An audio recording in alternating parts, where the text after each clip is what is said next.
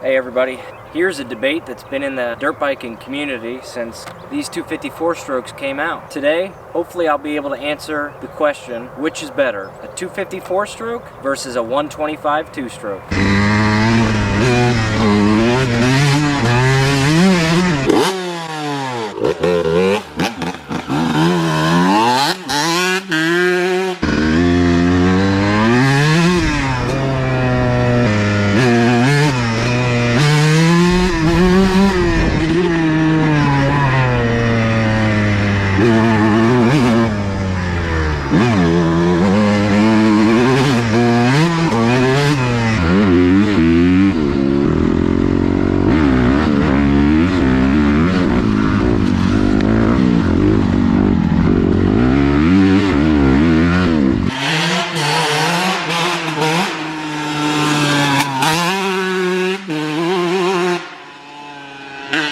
Now both of these bikes, they're great. They got two totally different personalities. You got the 125 two-stroke. This thing loves to scream. It likes to run all up top.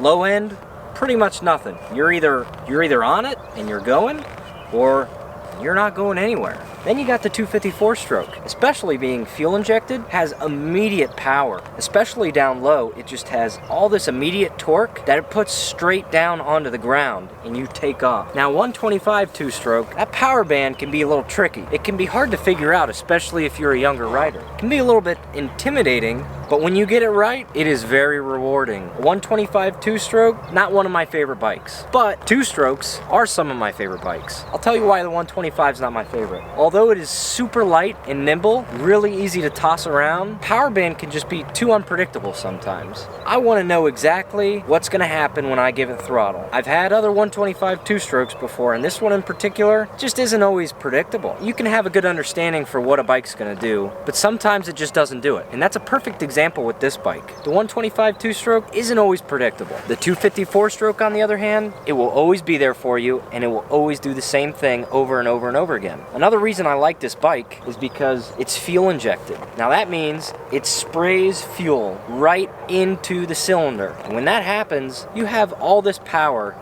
at the snap of a throttle. The two-stroke, yeah, it's got a pretty good throttle response, but you have to deal with those annoying carburetors.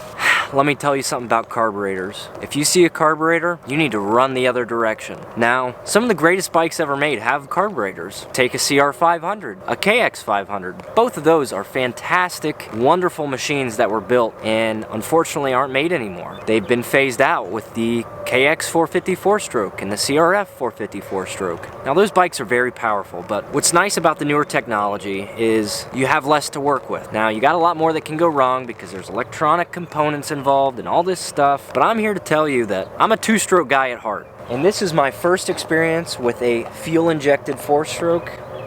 Game over.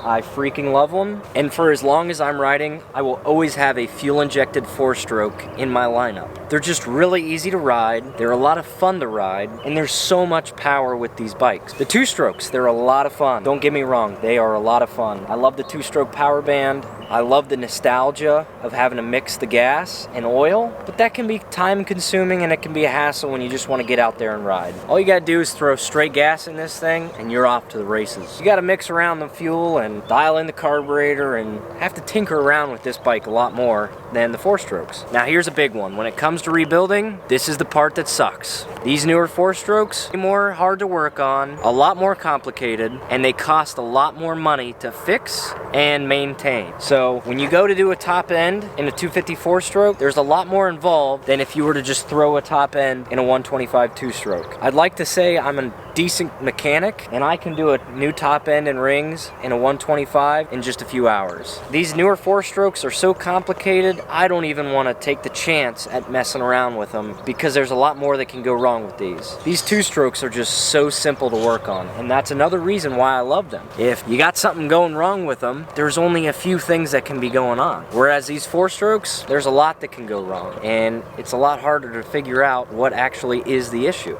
Now, if you're gonna ask me which one's best, I've got both of them sitting right here. And that's because I love them both. I can't choose. I got the 125 two-stroke here, and that's a ton of fun to just rip on pipe throughout the fields. And then you got the 254 stroke, and that's a lot of fun to just take to the track and ride really hard if I want to, but if I want to just cruise around at the track, I can. Hit a jump here and there and just have a good time. You take a 125 to the track and you better be pinned on the throttle if you want to go anywhere or do anything. And that can wear you out pretty quick, which is another reason why I like the 254 strokes. At the end of the day, guys, it's up to you. It's whatever you want, and a lot of you guys might have to just try this and try that till you figure out which one you like best. Everybody's different, everybody likes different things, and this is just a huge question in the dirt biking community. What's better, 4-stroke versus 2-stroke? Can you answer that with a simple yes or no? You can't. There's more to it that goes into it than just, yes, it's better. So hopefully you guys found this video helpful. If you did, give it a thumbs up. As always, guys, thanks for watching today's video. I hope you guys have a good one, and I look forward to seeing you in the next one.